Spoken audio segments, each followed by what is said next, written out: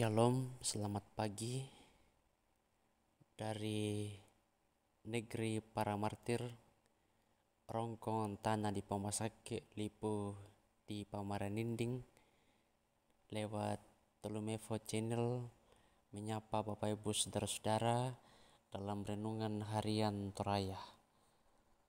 Hari ini Selasa 19 September, pembacaan kita dari Keluaran 16 ayat 13 sampai pada ayat yang ke-28. Namun sebelum kita membaca firman Tuhan ini dan merenungkannya, mari berdoa. Ya Bapa, terima kasih kami boleh bangun pagi ini. Dan pagi ini kami akan membaca dan merenungkan firman-Mu. Biarlah kami dapat mengerti dan menjadikannya dasar dalam aktivitas kami hari ini. Ini doa kami Tuhan, yang kami sampaikan kepadamu melalui anak-Mu Yesus Kristus, Tuhan dan Juru Selamat kami yang hidup. Amin.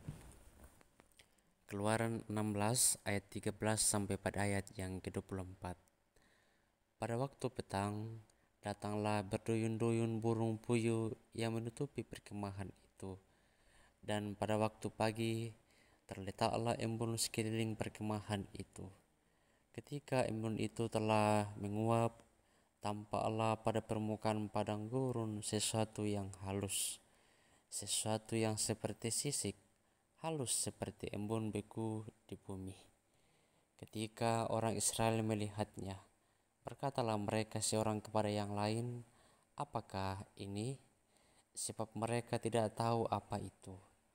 Tetapi Musa berkata kepada mereka, "Inilah roti yang diberikan Tuhan kepadamu menjadi makananmu.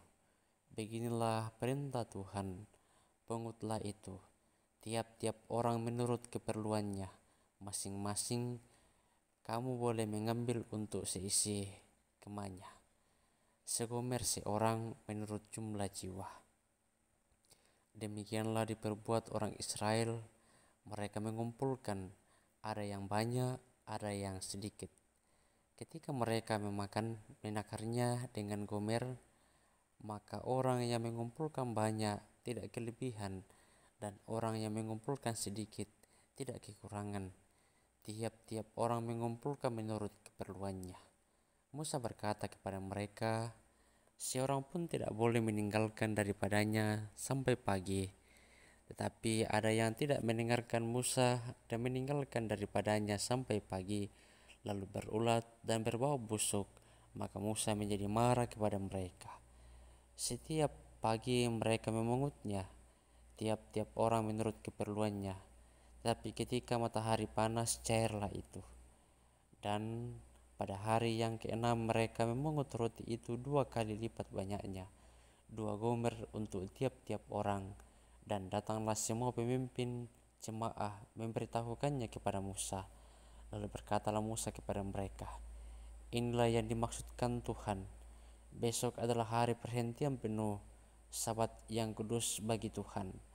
Maka roti yang perlu kamu bakarlah, dan apa yang kamu perlu kamu masaklah. Dan segala kelebihannya biarkanlah di tempatnya untuk disimpan sampai pagi." Mereka membiarkannya di tempatnya sampai keesokan harinya, seperti yang diperintahkan Musa. Lalu tidaklah berbau busuk dan tidak ulat di dalamnya. Amin. Firman Tuhan.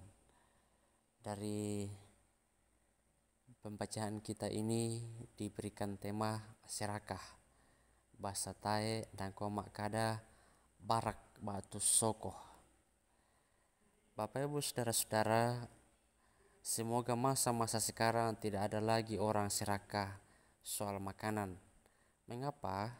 Karena hampir dikatakan dalam setiap acara makanan adalah makanan sudah melimpah. Dalam kebaktian-kebaktian rumah tangga saja hampir semua keluarga sudah menyiapkan makanan, paling tidak kue, dibanding masa-masa tahun 1980-an ke bawah. Makanan masih sangat terbatas. Serakah atau soko atau barak atau selang sebenarnya termasuk kategori kebiasaan buruk. Orang yang serakah adalah orang yang egois, Orang-orang tua dulu selalu mengingatkan generasinya untuk belajar tidak serakah. Tang melo yaitu barak piah, itu pesan orang tua.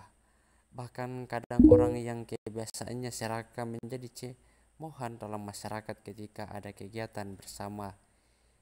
Biasa manebu tu nakomi tahu saya mau to barak batu to pak buku. Saat melintasi padang gurun Sin, Tuhan memberikan roti kepada bangsa Israel dan memperingatkan diperingatkan oleh Musa untuk mengambil sesuai kebutuhan dan tidak boleh lebih, karena besok berkat Tuhan akan diberikan lagi. Akan tetapi banyak orang yang tidak mendengarkan dan mencoba mengumpulkan roti dalam jumlah yang banyak untuk mereka makan esok hari. Roti yang mereka simpan kemudian menjadi busuk dan berulat hingga tidak bisa lagi dimakan. Tuhan sudah memperingatkan mereka melalui Musa bahwa mereka harus percaya kepenuhan kepada Tuhan yang akan memberikan berkat bagi mereka. Namun mereka tergiur dengan banyaknya makanan dan mungkin dalam pikiran mereka adalah kesempatan untuk mengambil lebih dari yang dibutuhkan.